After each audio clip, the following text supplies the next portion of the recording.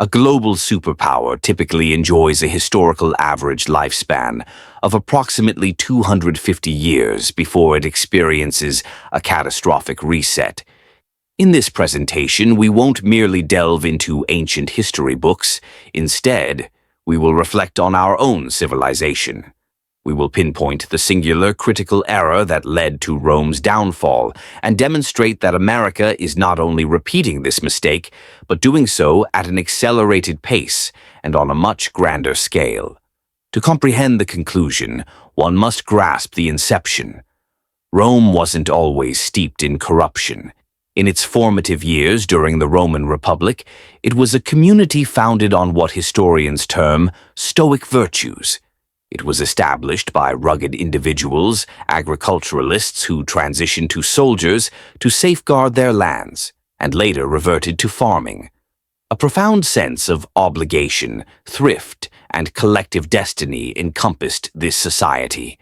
Economically, this was mirrored in their currency. For centuries, the Roman monetary unit was the silver denarius. It was a coin comprised of nearly pure silver. It was reliable money. Holding a denarius meant possessing actual intrinsic value. There was no need to rely on the government. One only had to trust the metal in their possession. This solid currency established a stable basis. It fostered savings, facilitated long-term planning, and financed the construction of roads, aqueducts, and formidable legions that conquered the known world. Because the currency was genuine, the economy thrived. However, prosperity can be a perilous drug. As Rome expanded its dominion, vast wealth surged into the capital. The ruling elite transitioned from warrior farmers to affluent aristocrats. The concentration shifted from productivity to indulgence. By the time the Republic perished and the Roman Empire commenced under Augustus Caesar, the seeds of deterioration were already sown. The empire spanned a vast expanse from England to Egypt.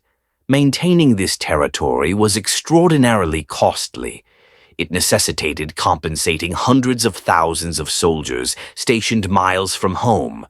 Infrastructure construction and repair across continents were essential.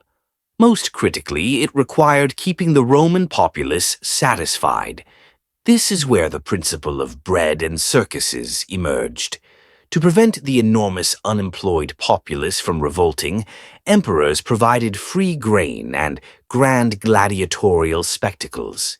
This was the ancient equivalent of welfare and endless entertainment diversion. All of this came at a staggering financial cost. The gold and silver plundered from conquered territories began to dwindle. The costs of the empire started to surpass its revenue. Rome faced a budget deficit. An emperor facing a deficit has two options. The first choice is the difficult one. You can reduce expenditures, which incites anger from citizens, or you can increase taxes, which riles the wealthy and influential. No emperor desired to undertake such measures. They sought adoration. They craved glory. Therefore, they opted for the easier route. They committed the fatal error. They decided to tamper with the currency. This is the collapse mechanism. Pay close attention, for we find ourselves in this exact situation today. It commenced gradually. Around 64 AD, Emperor Nero confronted a financial crisis. He required additional funds to settle debts and support his extravagant lifestyle. He devised a cunning plan. He collected the silver denarius coins, melted them down, and combined them with a small quantity of inexpensive base metals, like copper. He then redistributed the coins. Suddenly, Nero possessed more coins to circulate. The new denarius appeared identical to the old one on the surface. It bore the emperor's likeness and was officially declared to retain the same value. In reality, it contained less silver. It possessed diminished intrinsic value. This act represented the ancient practice of currency debasement. Initially, no one noticed. The festivities continued, but successive emperors recognized the simplicity of this approach. If they needed to finance a military campaign, they merely enhanced the copper ratio in the silver mix. When a new palace needed construction, they just further debased the currency. Over the next 2 centuries, this process intensified. By the era of Emperor Marcus Aurelius, around 170 AD, the denarius was composed of only about 75% silver. 50 years later, it decreased to 50% silver. By 270 AD, under Emperor Aurelian, the denarius had become a mockery. It consisted of barely 5% silver. Essentially, it was a bronze coin with merely a thin silver coating that wore off after limited use. The Roman government had effectively siphoned the wealth of its populace over 2 centuries. Yet, here's the truth about economics. You cannot deceive reality indefinitely. The citizens of the empire eventually became aware of what was transpiring. How are we handling our expenses? We are manufacturing currency. The Federal Reserve fabricates new dollars from nothing to purchase the government's liabilities. This process mirrors the addition of base metal to silver coins. Each newly minted dollar dilutes the value of every dollar you've diligently saved. The fissures are already becoming apparent. We are witnessing the inflation firsthand. You can sense it with every trip to the supermarket. You notice it when you observe housing prices that are utterly detached from reality. The government will attempt to convince you that inflation is negligible, much like Roman emperors who insisted their copper coins were silver. But your bank balance reveals the reality. We're experiencing the disintegration of the social contract. Similar to late-stage Rome, America is grappling with profound internal discord. The chasm between the ultra-wealthy who profit from the monetary expansion and the working class has never been wider since the Gilded Age. We are observing the emergence of bread and circuses. We are sidetracked by ceaseless entertainment cycles, social media thrill rides, and celebrity gossip. While the foundations of our economic structure are compromised by termites, we have a populace heavily reliant on government support, creating a political feedback loop where cutting expenditures is akin to political suicide. And now let's examine the timeline. Sir John Glubb, a British historian, scrutinized the lifespans of great empires over 3 millennia. He discovered a startling trend.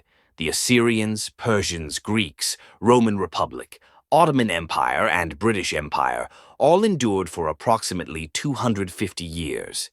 They all passed through similar stages: the age of pioneers, age of conquests, age of commerce, age of prosperity, age of intellect, and finally, age of decadence and decline. The decadent age is characterized by debt, an influx of immigrants, a welfare system, and a weakening of the common values that fortified the empire. Does this ring a bell? The United States declared its independence in 1776. If you add 250 years to that date, you arrive squarely at 2026. We are mathematically at the end of the historical average lifespan of a superpower. We've ticked every box on the list of empire collapse indicators. We have immense debt. We have currency erosion. We are overextended militarily. We are experiencing internal societal divisions. The Roman Empire's ultimate folly was the belief that economic rules didn't apply to them simply because they were Rome.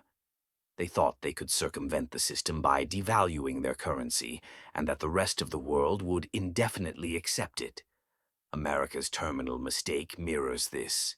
We believe that because the US dollar serves as the world's reserve currency, we can print limitless sums without repercussions.